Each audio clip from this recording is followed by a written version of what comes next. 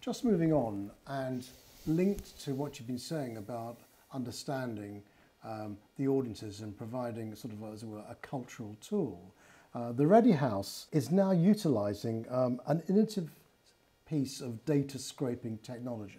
Tell us more. So, data scraping, Peter, is a phrase that we've coined, and albeit a word that I'm not a massive fan of in terms of scraping. But what we've called it is like scraping the bottom of the barrel. Exactly.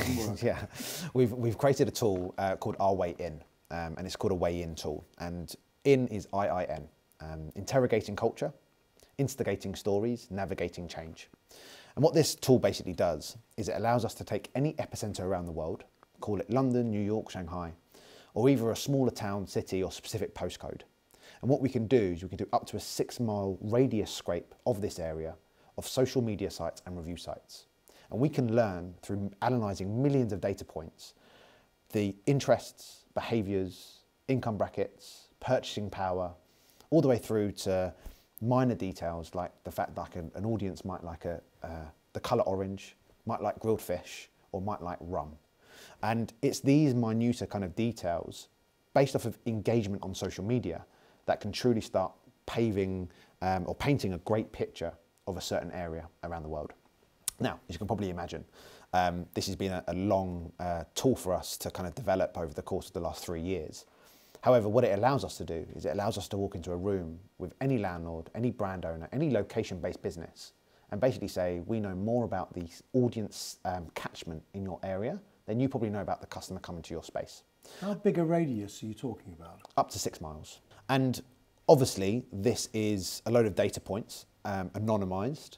However, what we have to do is start connecting the dots and start finding out what the kind of analysis is out of that. A point in case. We work with Legal and General, one of the oldest UK landlords, and obviously a huge pension fund. And they own shopping centres, retail parks and co-working spaces up and down the country. And we work with one of their shopping centres down in Eastbourne called the Beacon. And we did this, our way in for the Beacon. And we're revealing some data about this audience that really didn't correspond with their credit card data. And ultimately we got exposure to the people who are shopping in their centre. And that's because the offers, the retailers, the physical experience, the online conversation was a mismatch to what the audience in the area were actually truly interested in. So once we revealed the data, we understood that these guys are highly, highly creative. We're talking about, in terms of occupation, graphic designers, artists, dancers. We know that their average income bracket is between 40 and 60K. You know, their average income bracket from their data was between 15 and 25. And we also understand that they love biographical theme movies. We also understand that they love higher education and creative courses. These are just some of the points that we analysed and we understood. Now, the reason I'm telling you this is because I want to tell you what the result of this content or this data then became in terms of content. We understood that this, as an area of Eastbourne, is steeped within kind of arts and culture. They have the Turner Prize coming there this year. They have one of the most amazing modern art galleries called the Towner. So arts and culture and creativity sat very nicely within the area of Eastbourne, and ultimately a shopping centre is the heart of a town. They're not proud from the place that they are from. So how do we make the content feel more editorial, feel more enriched within storytelling about the community and what they're into, and also positioning of that brand? So what we did is we created a campaign called Created by the Coast. Now this was a monthly series that basically gave the mic to the consumers, or the audience members should I say, in the area of Eastbourne. 1 month we're interviewing an artist, the next month a dancer. And we're giving them a 2 to 3 minute short around their story, why they live in Eastbourne, why they're inspired by Eastbourne. And it's the shopping centre that is giving that value. Now, shopping is a byproduct of the content that we are sharing. Actually, what we're here to do is make people proud of the area they're from, and the information and the value has come from us as a brand. The result of how this then affects the business model is, let's say with a dancer, we've then put the dancer in one of the vacant units to run a masterclass workshop. It became one of the highest ticketed, highest revenue events that a shopping centre have ever done. Now, take that as a model. I'd like to challenge what this looks like across airports. I'd like to challenge what this looks like across other retailers that are thinking more about what their audience are truly interested in. I can see it working for the smaller regional airports far better than, say, some of the hub airports, where, of course, you're getting people from a much wider radius than 6 miles accessing it. But there must be something there for them. Think about the use cases of this tool. I have a brand and I'm looking to franchise. So I'm looking to understand different areas of where my brand will either fit or not. And, you know, it's kind of a rollout tool of my business. Number two, I want to understand the cultural themes of maybe, let's say with Mount Gay Rum, the cultural themes of rum through different territories across the world. What are audiences in Shanghai thinking differently to the audiences in Paris about rum? And for airports, what does that look like with understanding your existing data of where your consumers predominantly are coming from? How can we start actually understanding what they're interested in different territories, knowing that they're going to be passing through our airports? It's not only about the 6 mile radius around the location, but ultimately what we're putting in the middle of this engine is a digital code. It's a geotag. So what we can start doing is start putting an account, like let's say Heathrow's Instagram account in the middle of this engine. We can start understanding from the followers that you have, what are they truly interested in? And this reveals a completely different side of what you initially thought of your consumers. Because what we can then understand is that this person is following you, however, this person is also engaging in this sustainability topic. This person is also going to be voting left in the next election. This person is also going to be really interested in this brand, and this brand. So we can start gathering data from this digital code of knowing what your audience are truly interested in. And this starts dictating a lot of things, from maybe the retailers that you have for sale in your actual space, in your physical space, maybe the brands that you start collaborating with, the influencers you start engaging with. This is about understanding the deeper level to consumers, and hopefully we've got a tool here that starts to do that. But it really gets them to reimagine their locations. And actually, curiously, Westfield are going along the right track in this area, aren't they? They are. I think Westfields are doing a relatively good job. I would still challenge around Westfields and the way that they are promoting that online. I think they're obviously very good at thinking about their physical experience, and they're doing some really interesting things. However, the way that translates to the consumer is quite a stereotypical approach. I think they're all into safe bets. Yeah, they are.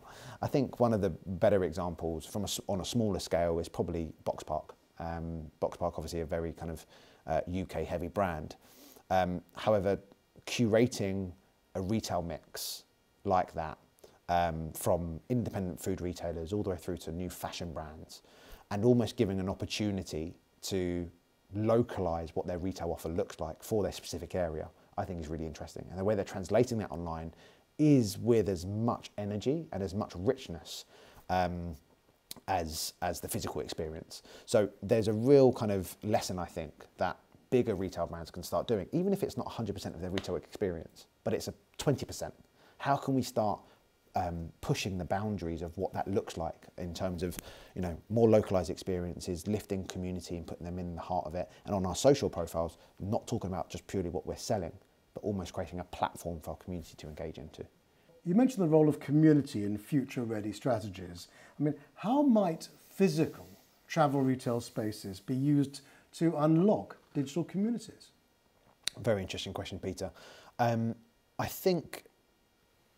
think ultimately the role of a shop has changed. And don't get me wrong, there's still going to be retail players out there that are going to see it as a transaction-only kind of space, footfall drivers. However, I want to start looking at a couple other kind of terms of how we're looking at physical retail. How can we start understanding how retention and loyalty starts being built through a physical retail space? Maybe I've already heard of the brand, but I'm not expecting you to be buying from this in terms of this physical space, but I want you to be engaging with our business. And it alludes to something that we were touching upon earlier, which is the value metric, the way that we're valuing these in terms of success has to start changing. A great example is Loan Design Club. Now, Loan Design Club are a retailer who populate spaces, curated spaces with sustainable brands. and these are local independents, and these are brands looking to unlock different areas and communities of specific cities or towns. And what they've then done is they've understood that actually maybe it's not about people coming here from a footfall perspective and just buying these brands. This is about almost giving them a way in as a facilitator to how Joe Bloggs understands what this business is, and there's almost a discovery mission there. And that's where I think it's quite interesting, of where actually the value of when that person goes into that shop and then walks out is that actually it's a follow. It's a follow of their social media, it's a discovery of their brand, and it's a longer recruitment process of how we start then making them buy a product, how we start keeping them loyal, how we start getting them to sign up to other digital maybe offers that we have, whether that's our emailer, whether that's going onto our website, and encapsulating them into a digital experience. And believe you me, if the content is good, it's editorial, it's not just focused on product, and we're kind of heroing as a business more influence rather than influencer, and thinking more in a case of how we're enriching these consumers' lives. Trust me, that consumer eventually will be, more, either it's word of mouth recommendation or will be purchasing.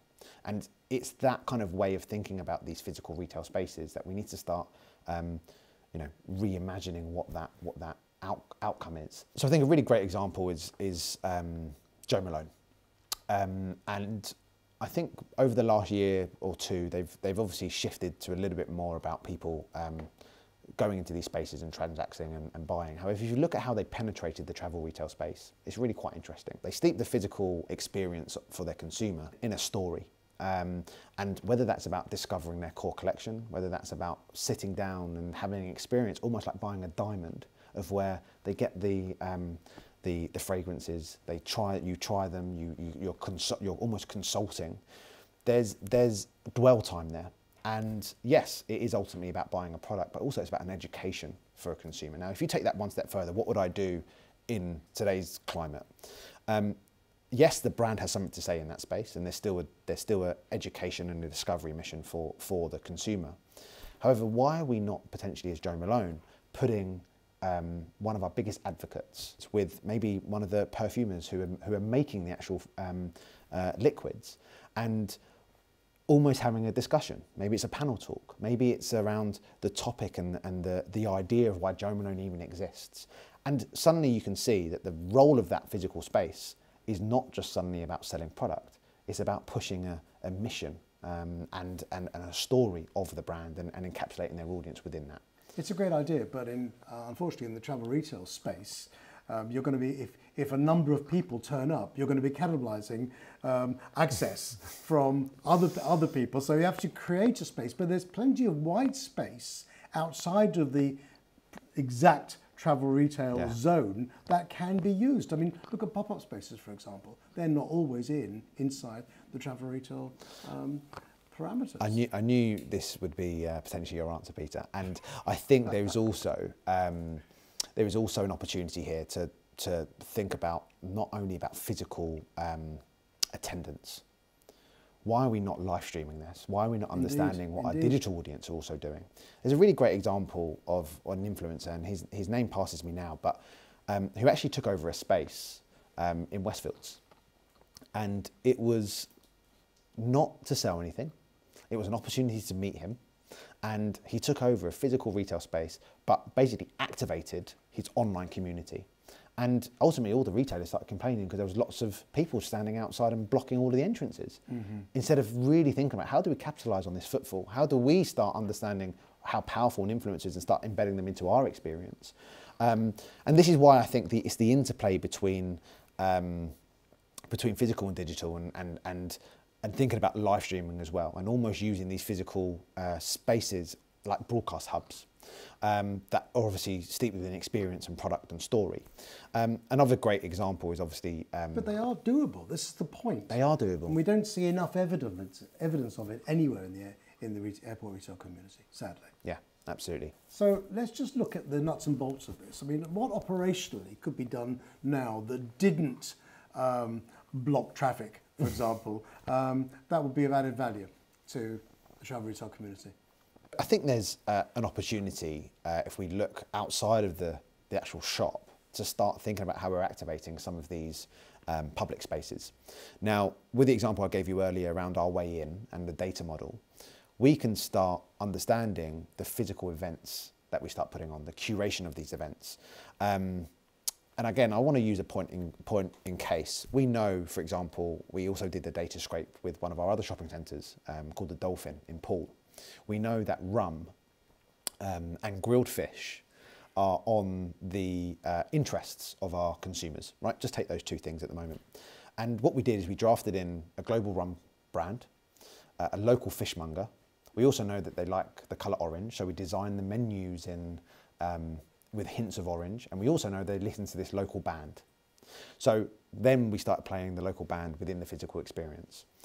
If we think about what that looked like in terms of a space, we activated just a dead area of the shopping centre, and it became this sit-down mixologist type experience of where you were complementing it with food pairings, and there was 2 or 3 brands that were within this in terms of a collaboration, but it was a really smart use of space, but also a smart use of story for the shopping centre. They understood what their audience were truly interested into, and they wanted to curate an experience that almost hit all of those notes for keeping them engaged. Now, believe you me... How did they merchandise that mix to the outside world? Was it live? Was it covered live? It was covered live, and I think what was quite interesting was it wasn't so much about purchasing the rum or purchasing the fish there and then. It was about how they firstly followed and signed up to the email database for access to more events that were like this, that spoke the language of the audience in the area. But secondly, believe you me, if you're going there for that kind of experience, you're also probably picking up your prescription from there. You're also probably going and get your coffee from Costa. You're also dwelling and having another experience elsewhere. And it's about those connected journeys that we need to start thinking about. Now, put that into context of an airport. I also perceived the shopping centre differently because of this. For sure, for sure. And the retail kind of experiences at the moment in the kind of open space are really quite dull. I mean, you've either got kind of an F1 car or a McLaren, let's say, or you've got Sky trying to sell you a package, or you've got someone selling iPhone cases. Now, these are just almost transactional retail. Firstly, your customer is very price sensitive. Secondly, your customer is not looking for an experience. It's whether they need it. It's utilitarian. But how do we engross them into the idea of what our shopping centre or our airport represents and what we want to be known for? Now, take a point in case, and I know we alluded to it earlier with W.H. Smith's. If I was going to think outside of that store into a physical event space, let's say within the airport of Gatwick, how are we lifting entrepreneurs, UK British entrepreneurs, and maybe putting them in the heart of the experience, or because of that, collaborating 2 brands to give you a truly unique UK experience before you leave, that truly feels unique to that place, that airport, and that culture. And I think they're the kind of strides that we need to make when we're thinking about experience that sits beyond the shop, beyond purchasing, and actually into some of these kind of dwell zones, let's say, within an airport. They are fantastic in terms of recruitment and in terms of building a kind of a use case for time that the consumer needs to be spending, because there's a lot of dwell time there. But ultimately, I think it's something that we were discussing earlier, is around dwell times, obviously very high from a point of view of an airport, but spending is at an all-time low. And we need to understand how we're... Conversion is about 15%. It's half what it was 10 years ago. And that's because of the experiences being bland and not being relevant, exactly. Or lack of experiences, and the physical kind of, and the shopping experience being completely devoid of any kind of, emotion, or at least difference and differentiation. Too samey. Too samey, too stale. I was having this conversation with a client who actually is not an airport, but they're curating a whole kind of ski village in Switzerland. And the standout phrase from those meetings were, "I don't want an airport retail experience." And that for me then recognised of why airport retail is so far behind. Because ultimately all it then becomes is big global brands, ubiquitous everywhere, and not not individualised, not localised. And so what we've then started doing with this ski resort is thinking about what is a true Swiss experience and how can we understand how we interweave not your traditional kind of Swiss stereotypes of chocolates and cheese. Of chocolates and cheese, exactly, and watches, but ultimately how do we start heroing a local independent watchmaker? How do we start having a localized experience with local entrepreneurs that are interweaved with this and mixed also with the bigger global brands? You know, it's not just let's just turn off all global brands and only have the local ones. Ultimately, we need those commercial rents, right? And there needs to be people who are going to be paying those renting bills. But we need to be thinking cleverly around retail mixes and understanding how these experiences become more localized. One final question, Koral. If there were 3 takeouts, 3 threads that you really wanted to prioritise to the business community that's watching this, what would they be? So we have coined this phrase of the 3 S's of social, and they're a bit broader than just social media, but it's almost they're 3 navigating points. Number 1 is something that we alluded to earlier, but it's around this shifting from product to platform. We need to be talking less about product, less about what we're selling, less about the service that we're selling, and more treating our social media as platforms to engage our audience, to become more editorial, more magazine-like as brands. Number 2, social first mindset. So how do we embed social into every single decision that we make as a business and almost see it as a key component rather than just an add-on or a nice to have or almost have to be on it because our consumers are there. And thirdly, social scraping. Now we've obviously alluded to the model that we've created. However, I'd take it one step further. It doesn't necessarily even have to be using the model.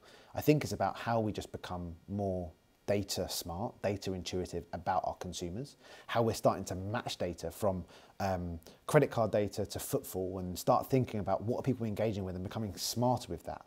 Because we need to be thinking about the audience member as smarter, more complex individuals, because they are. And they demand now experiences, digital and physical, which are pushing the boundaries of what they expect from these brands. So they're my 3 key takeouts. Great stuff, Koral. Thank you for your time. Appreciate it. Thank you very much, Peter.